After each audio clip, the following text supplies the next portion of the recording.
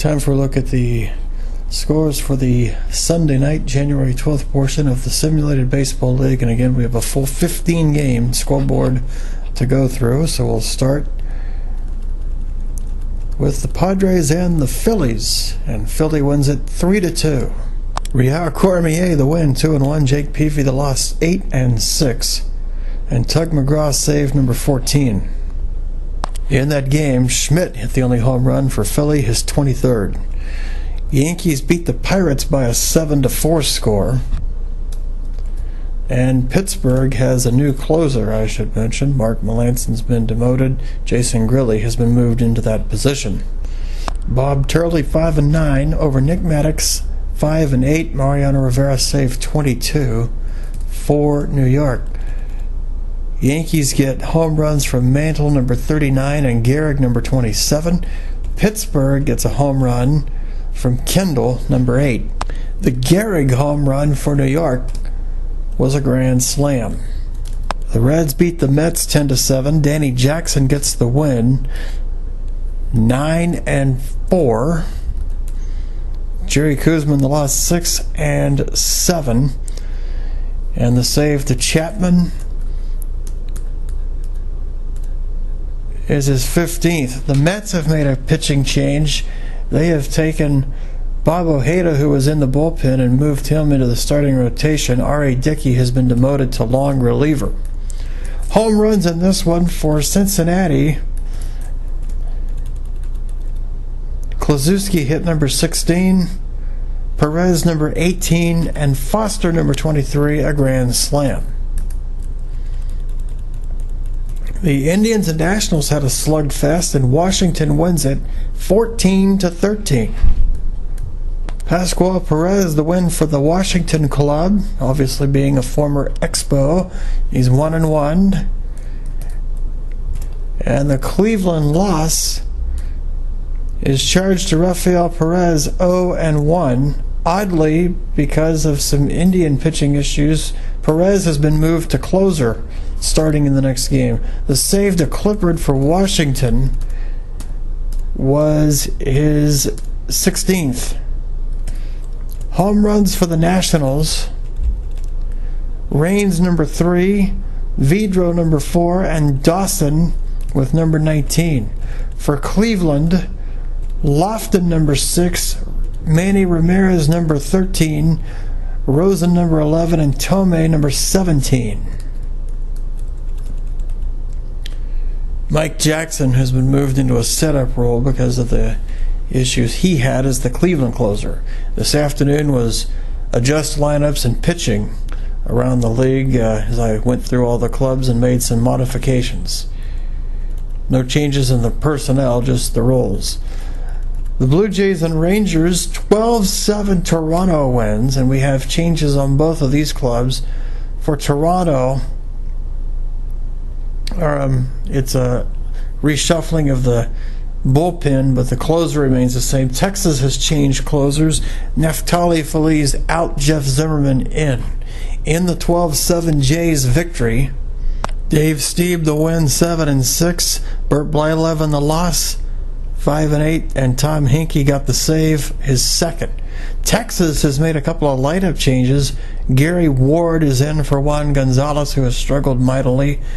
And the Texas club also sat Michael Young, believe it or not, who's struggling very badly. Scott Fletcher now in the starting lineup.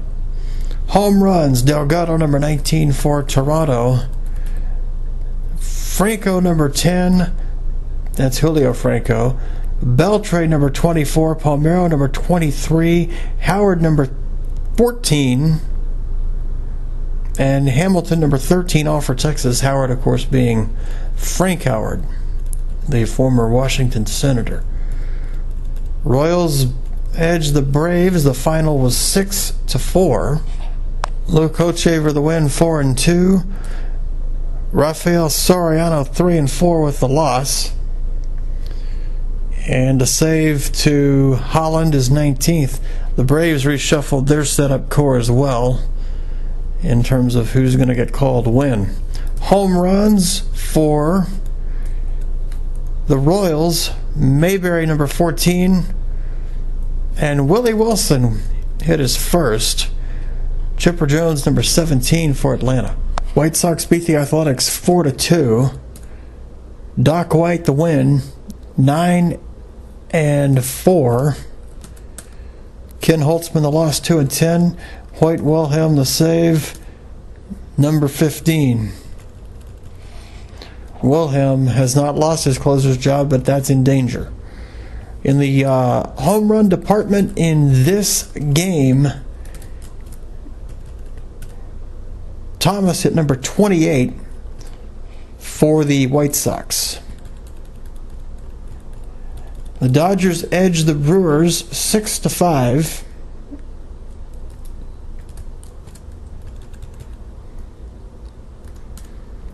Hershiser the win, 6-7 over Marty Patton, 4-10. Eric Gagne saved 20. Home runs: O'Dowd number 18 and Garvey number 8 for the Dodgers. Prince Fielder number 11 for the Brewers. Astros edge the Diamondbacks 5-1. Houston did a little bit of reshuffling in its bullpen, although their closer is obviously the same. Diamondback closer Hudson's in some trouble, but no change there yet. 5-1 Astro victory. The win for Houston to Darryl Kyle, 7-5. The Arizona loss, Brandon Webb 4-9. Billy Wagner the save is number 21. Thon hit his 11th home run for Houston, and that was the only homer of this game. Thon also tripled for Houston. Red Sox and Cubs had a wild one. Chicago wins it 17-11. Mark Pryor 4-8 over Jim Lomborg 5-7. In the home run department in this game, 3 home runs, all for the Cubs, ironically, on a losing cause. The winning cause, I should say. I'm not thinking straight. The Cubs did win the game, and they hit all 3 home runs. That would be Sosa's 17th, Hack Wilson's 21st, and Kingman hit number 8. Marlins beat the Twins again 6-5. They made a major change. Reliever A.J. Burnett has gone to the starting rotation. Ricky Nolasco has gone to the bullpen. And it appears they may make another change as well, possibly moving Al Leiter to the rotation and moving another starter, probably Josh Johnson or Dontrelle Willis, into relief. In this 6-5 win for the Marlins, the aforementioned Josh Johnson was the winner, and he's up to 4-7. The Minnesota loss to Jim Cott, 8-7. Brian Harvey saves 17. Conine hit number 14. Floyd number 12. Charles Johnson a pair, number 7 and 8. As the Marlins brought out the whipping stick and hit 4 home runs. No home runs for the losing Minnesota Twins. The Orioles and Tigers, Detroit wins 9-5. Both clubs make changes here. Mo Drabowski out, Todd Froworth in as the Baltimore closer. For Detroit, Doug Fister out, Willie Hernandez in at closer. Jack Morris the win, 6-6. Jim Palmer the loss, 7-6. And Willie Hernandez got the save, number 2 for the Tigers. Baltimore got the only home run of the game, number 5 from Brooks Robinson. The Cardinals and Rays, St. Louis wins 11-2. Lots of changes to talk about for Tampa Bay. They have both of their catchers now in the lineup as they had some bench depth. So they have moved Diarno Navarro from catcher to DH. John Flaherty now is the catcher. the Rays will have some options that can back up Navarro at DH if fatigue becomes more of a factor. Also for Tampa, Jeff Keppinger goes into second base, and the struggling Ben Zobrist is on the bench and will be a utility backup player for others as a result of fatigue. In the Cardinal 11-2 victory, Chris Carpenter is the winner, 7-5, and Hellickson the loss, 4-11.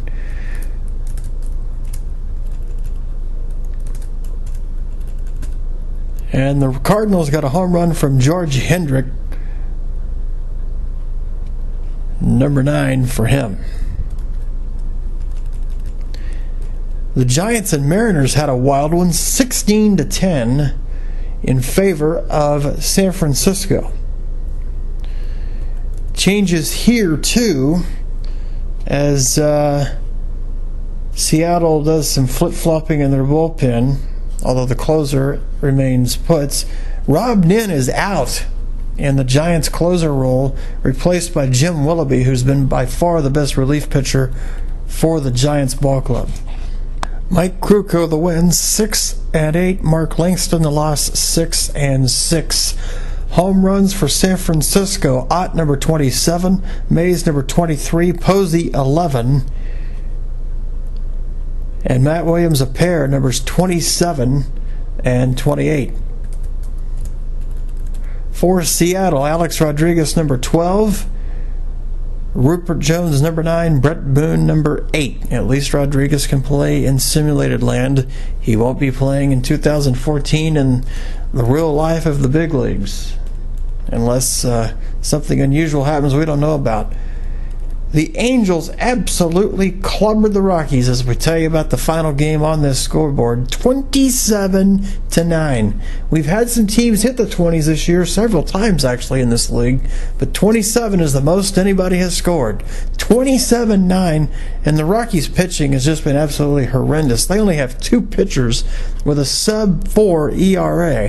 One would be a reliever in the setup role, that is Manny Corpus, and in the closer, Gabe White. That's been the one bright spot for the Rocky pitching staff. Not a bright spot in this game. Let's take a look at what happened. The Angels flew out of the gate in a hurry. 7 in the first, 2 in the second, 2 in the third, 3 in the fourth. They didn't score in the fifth, then they came back with 4 in the sixth, 4 in the seventh, 1 in the eighth, and 4 in the ninth. 27 runs on 26 hits. What a game. Jim Abbott, all that run support is the winner, 6-8. He pitched 7 innings. And the Colorado loss to Jason Jennings, 3-10. He got 2 innings of work in. Let's see, did any Colorado pitcher? Jennings gave up 9 and 2. Pedro Estacio pitched 3 1/3. He gave up 8 runs, all earned. Marvin Freeman 1 1/3, 5 runs, 2 earned. John Thompson 1 1/3, 1 run earned. Steve Reed 1 inning, 4 runs, all earned. That's a rough day. Rocky pitchers allowed 26 hits, 27 runs, 24 earned, walked 7, struck out 6, and the Angels hit 10, count them, 10 home runs. I think we may have broken a record here. All the Angel home runs, and yet ironically the only grand slam was hit by a Colorado player. For the Angels, Erstad hit number 9, Trout a pair, numbers 13 and 14, Salmon number 14, Gloss a pair, numbers 23 and 24, DeCinces number 4, Grich number 11, Edmonds number 16, and Parrish number 15. The Rockies hit 3 home runs. Helton 21, Galarraga 18, and Jeff Reed, the second catcher for Colorado, hit a grand slam, his 4th. A couple of lineup changes for Colorado. Vinny Castillo's been hitting home runs but can't get on base at all. And so Mike Kingery, an outfielder first baseman who had a ton of at-bats in 1994, is going to play third base for Colorado. That's an experiment. But when you're losing, you'll try anything, is my philosophy. So Kingery has been installed at third base. And the catchers have been switched. Rosario to the bench. Reed takes over the starting assignment behind the dish. Before I wrap this up, let's take a look at the league averages. We're closing in on the halfway point. The most clubs have played between 77 to 80 games. The league average is 79 games. The average team, through an average of 79 games, has 125 doubles as a team, 19 triples, and 108 home runs, 292 walks, 491 strikeouts, 25 hit batsmen, 43 stolen bases, and 22 caught stealing. The league batting average is much higher than the other league. The first time that we had a higher salary cap, which meant, I guess, better pitching, the batting average in that league was 266. In this league, the team batting average is 277 with a 348 on base and a 448 slugging. There have been years in Major League Baseball where the league batting average was higher than that, believe it or not. And so then on the pitching side, let's take a look at the some of the other stats to see what they tell us. The all teams have averaged 11 complete games and 2 shutouts by the starting pitcher, with an average save rate of a 75% save rate, 18 saves in 24 attempts. That's based on the league average for all pitchers. That's a league ERA of 5.43. Of course, Colorado, the way they're struggling, helps to inflate that. If you look at the team rankings in terms of ERA, and we'll just look at ERA for the teams, the Braves are the leaders at 4.11, so that tells you it's an offensive league. The Dodgers are second at 4.39. They're followed by the Mets, Cardinals, White Sox, Astros, Twins, Nationals, Orioles, and Indians. The Indians are 10th at 5.07. Then that's the Padres, Pirates, Athletics, Giants, and Red Sox. The Red Sox are 15th at 5.18. The Mariners are 16th at 5.24, followed by the Cubs, Reds, Blue Jays, and Royals. 21st are the Phillies, then the Yankees 22nd, the Angels, Diamondbacks, the Brewers are 25th at 5.97. The Rangers are at 6.14 and 6th. The Tigers are 27th, shockingly, at 6.19.